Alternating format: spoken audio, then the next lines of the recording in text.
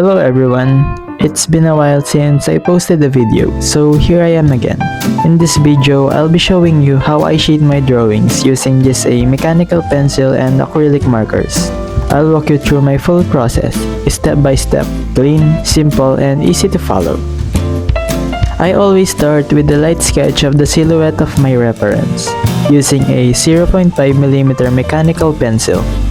I keep my lines very loose in the beginning, to focus on proportions and basic shapes.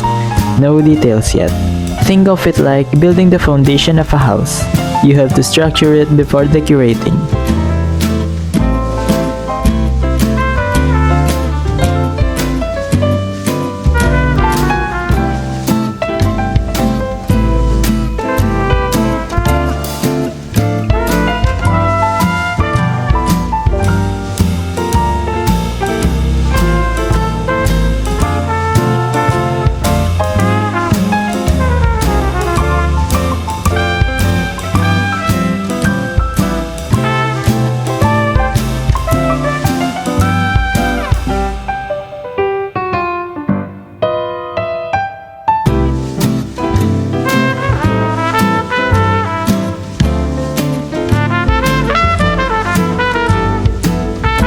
As I sketch, I already planned where my light source will be.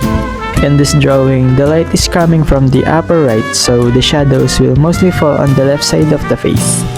Planning lighting early helps avoid messy shadings later.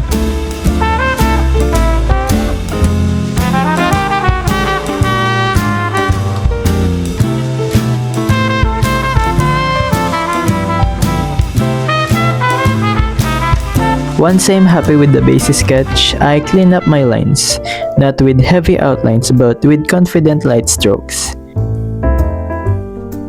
I don't commit too early because overlining can make the drawing look stiff.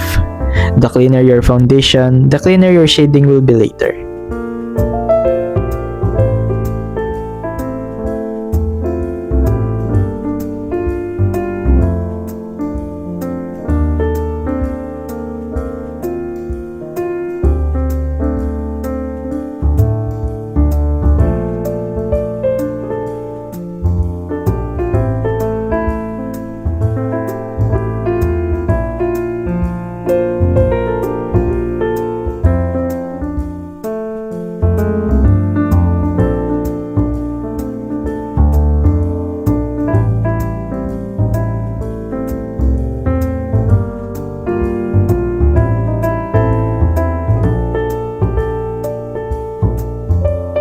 Before I even touch the markers, I start with the base shadows using my mechanical pencil. This is the most important step. I lightly mark the areas that will be in the shadow part, under the chin, side of the nose, under the lips, and around the eye sockets. I don't blend yet. I'm simply separating light and shadow. If the structure is wrong here, no amount of blending will fix it. Always shade big shapes first, details later.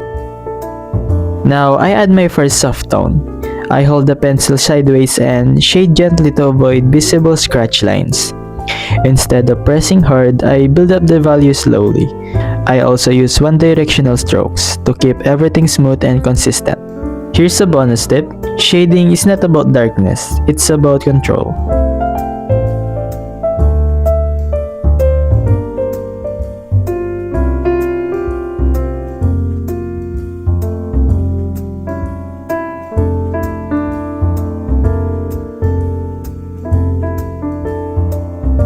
Now I switch to acrylic markers.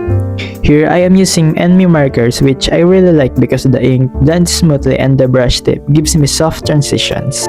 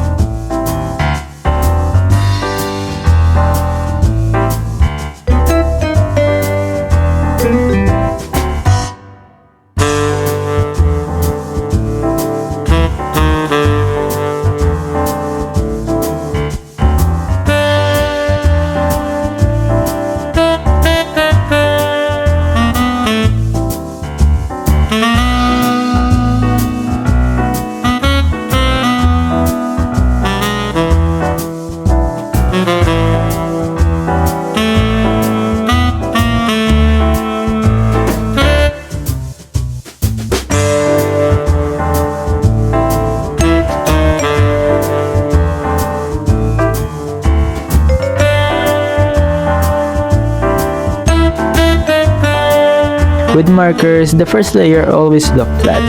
That's normal. Depth comes after layering. Next, I deepen the shadows using a slightly darker marker shade. I follow the same shadow map I created earlier with my pencil. Layering is everything. Go from light to dark slowly.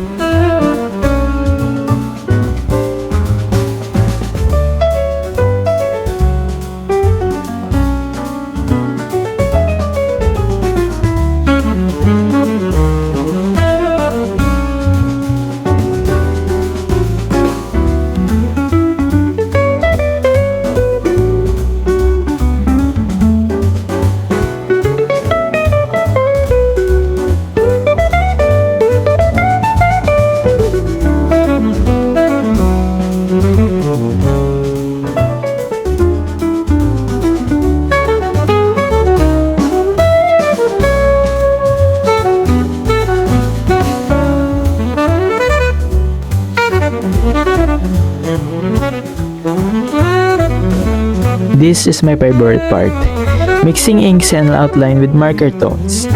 After the second layer dries, I use a fine liner to add the outlines, especially around the eyes, nose, and lips. Ink over marker gives a really clean, smooth finish and allows more detail control.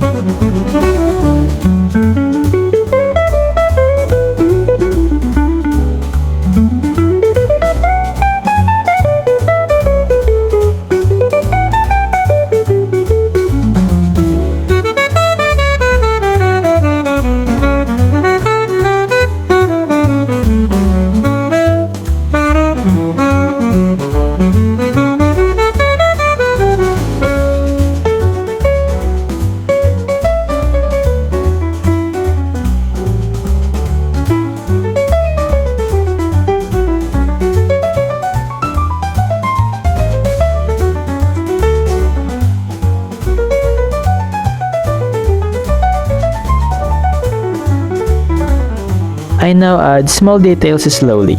Eyelashes, eyelid folds, and subtle texture. I don't go too dark yet. Good shading is not about how much detail you add. It's about where you add it. For highlights, I use the white acrylic markers from ENMY, but very sparingly. Just a small dot on the nose, the inner corner of the eyes, and sometimes on the lips. Highlights add life, but too many makes it look chaotic. Sometimes I add a soft shade around the drawing using different colors to frame the portrait and make it stand out from the page. Totally optional, but it adds a finished look. Now here's the final touches. I clean the drawing, remove stray smudges, and sharpen the darkest parts one last time. This creates depth. By the way, a lot of you ask what markers I use. I've been using ENMY acrylic markers recently and honestly, they blend really well, especially for skin tones. The ink flow is consistent and the brush tip feels super smooth. If you want to try them, I'll leave the link below. Thank you for drawing with me today.